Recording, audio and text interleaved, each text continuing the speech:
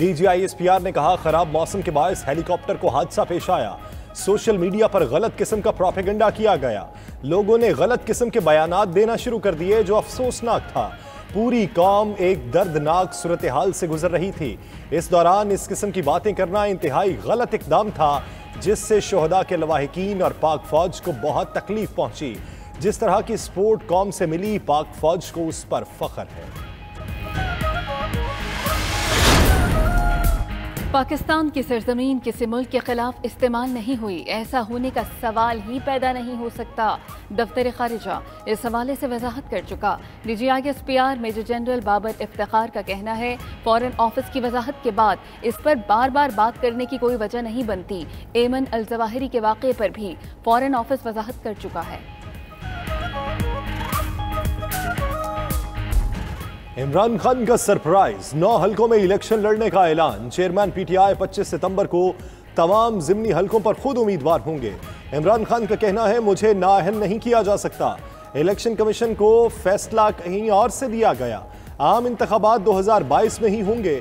Election commission तब्दील नहीं हुआ तो सूबाई हुकूमतें नहीं छोड़ेंगे। हुकूमत इस साल इलेक्शन के लिए तैयार थी, मगर पंजाब के जिमनी इलेक्शन से घबरा गई।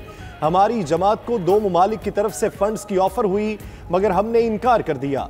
रूसी सदर से ताल्लुकात का वजारत खारजा और फौज ने कहा था, कितना बड़ा जुल्म है कि आर्मी चीफ की तकर्री के लिए मुल्क रुका हुआ है।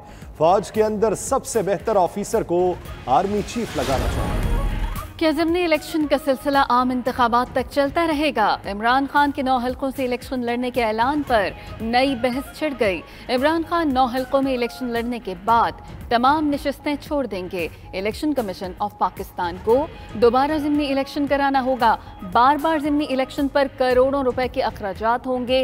ये बात भी की जा रही है कि क्या इमरान खान 9 हलके जीत कर रिकॉर्ड कायम करेंगे। इससे पहले भी 5 हलकों में इलेक्शन जीतने का रिकॉर्ड भी इमरान खान के पास है।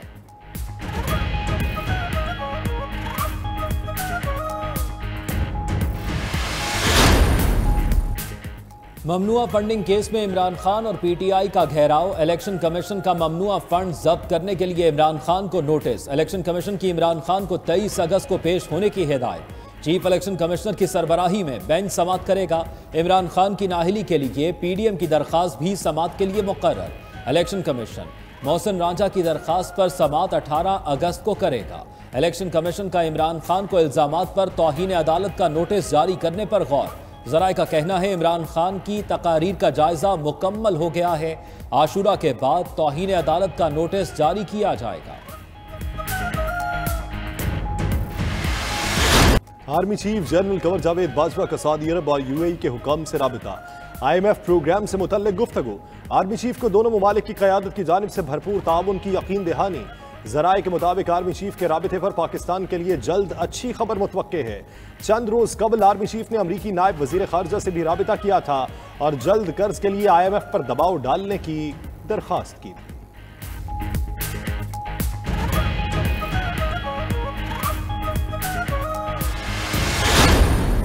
जहन में एक मुगालता है या वहम है कि कोई बहुत सारे अमीर लोग जो है वो टैक्स नेट में नहीं है। ऐसी बात नहीं है। जो टैक्स लगाए थे वो इनडायरेक्ट टैक्सेस लगाए थे, तो लोग बोलते थे इनडायरेक्ट टैक्स नहीं लगाना।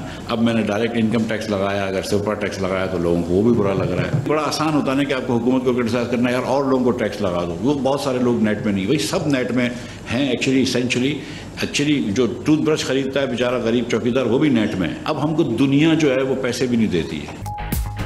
ढकी छुपी बात नहीं, मुल्क पीछे रह गया। अब दुनिया हमें पैसे भी नहीं देती। टैक्स इकट्ठा करने और बरामदात बढ़ाने की ज़रूरत है। वज़ीर ख़जाना मिफ्ता इस्माइल का कराची में तकरीब से खिताब। कहा, सुपर टैक्स लगाया तो लोगों को बुरा लग गया। गलत फहमी है कि मुल्क के उमरा टैक्स नहीं देते। पेट्रोल और फर्नेस ऑयल का वाफिर ज़ख़ीरा मौजूद है।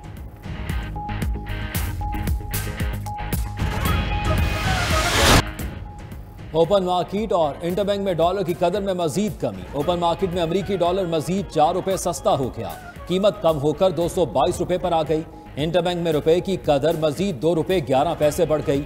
अमरीकी डॉलर 224 रुपए 4 पैसे पर बंद हुआ। पाकिस्तान स्टॉक मार्केट में तेजी। इंडेक्स में 711 पॉइंट्स इजाफा। इंडेक्स 42,000 की सतह पर बहाल।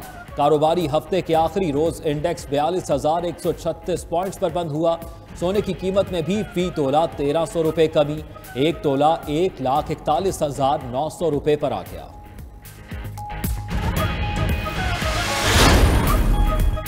इलेक्शन कमीशन ने मुस्लिम लीग काफ का इंट्रा पार्टी इंतखाब रोक दिया। चौधरी शुजात हुसैन को पार्टी सदर और तारिक बशीर चीमा को पार्टी सेक्रेटरी जनरल बरकरार रखने का हुक्म। काफ लीग के वकील बैरिस्टर उमर असलम कहते हैं कि एक वक्त में 2 पार्टी सदूर नहीं हो सकते। 2021 में पार्टी के इंट्रा पार्टी इलेक्शन हो चुके।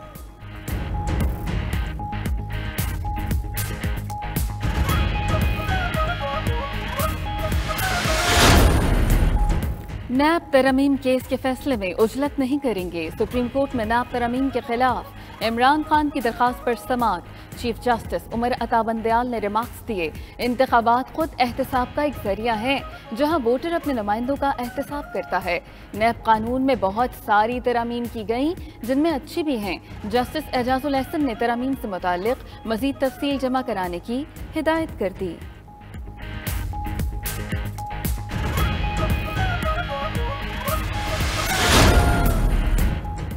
वज़ीर आला पंजाब चौधरी परवेज इलाही ने अहम तकर्रियां कर दी। वज़ीर आला पंजाब के 3 सियासी मुशीरों का तकर्रर।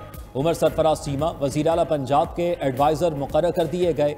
मोहम्मद अयाज खान न्याजी को भी वज़ीर आला पंजाब का सियासी मुशीर मुकर्रर किया गया। नवाबजादा वसीम खान बादुज़ई भी परवेज इलाही के सियासी मुशीर होंगे।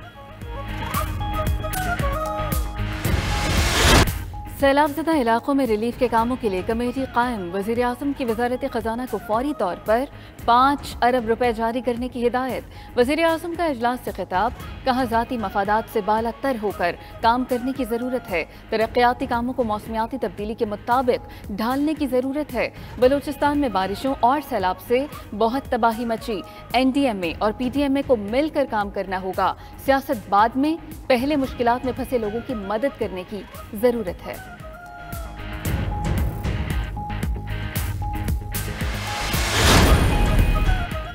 हफ्तावार बुनियादों पर महंगाई की शरह में 8.82% इजाफा। महंगाई की शरह 38.63% की बुलंद तरीन सतह पर पहुंच गई।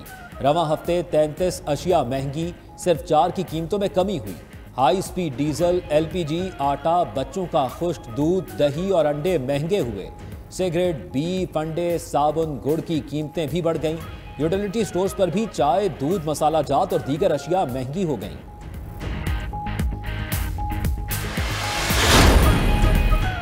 अमीर जमात इस्लामी का बिजली पर टैक्सेस के खिलाफ एहतजाज का ऐलान। कहते हैं इजाफी टैक्सेस के खिलाफ अदालत भी जाएंगे।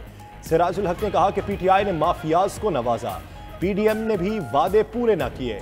पिछली हुकूमत के गलत फैसले का बोझ अवाम पर पड़ गया। नई हुकूमत मुआहदे खत्म करने की बजाय तावान वसूल कर रही है। खामोशी इख्तियार करना जुल्म का हिस्सा बनने के मुतरादिफ है।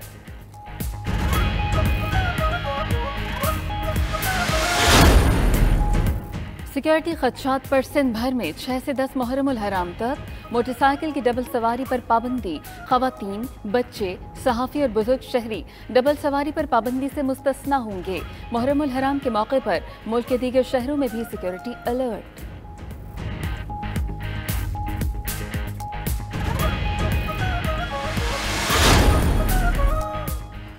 शाबाश पाकिस्तानी एथलीट्स, कॉमनवेल्थ गेम्स में कामयाबियां जारी।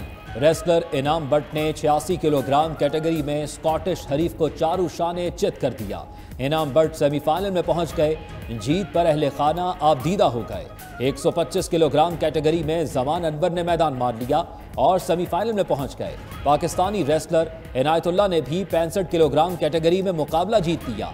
दूसरी तरफ जेवलिन थ्रो में पाकिस्तान की नुमाइंदगी करने वाले एथलीट मोहम्मद अरशद का कहना है वो इंजरी के बावजूद भरपूर परफॉर्मेंस देंगे। पाकिस्तानी वेटलिफ्टर नूह दस्तगीर बट का दौलत मुश्तरका गेम्स में गोल्ड मेडल। मुसल्लह अफवाज की नूह दस्तगीर बट को मुबारकबाद। मुसल्लह अफवाज ने कांसी का तमगा जीतने पर शाह हुसैन शाह को भी मुबारकबाद दी। DGI SPR ने ट्वीट किया, पाकिस्तानी वेटलिफ्टर्स ने मुल्क कौम का सर फखर से बुलंद कर दिया। पाकिस्तान जिंदाबाद। मोहम्मद नूह बट ने 92 न्यूज से गुफ्तगू करते हुए कहा कि पाकिस्तानियों की मोहब्बत को अल्फाज में बयान नहीं कर सकता। शहरों में कहीं हल्की तो कहीं तेज बारिश। लाहौर, सियालकोट और कसूर में बादल जम के बरसे। सवाबी में भी मूसलाधार बारिश से नशेबी इलाके ज़ेरे-आब। मॉनसून हवाएं सिंध में दाखिल, थरपारकर, बदीन, ठट्टा और उमरकोट समेत मुख्तलिफ अजला में बारिश का इम्कान। चीफ मेट सरदार सरफराज का कहना है कि मॉनसून सिस्टम मशरकी सिंध से कल सुबह कराची में दाखिल होगा। कराची में बारिश का सिलसिला 6 से 9 अगस्त तक जारी रहेगा।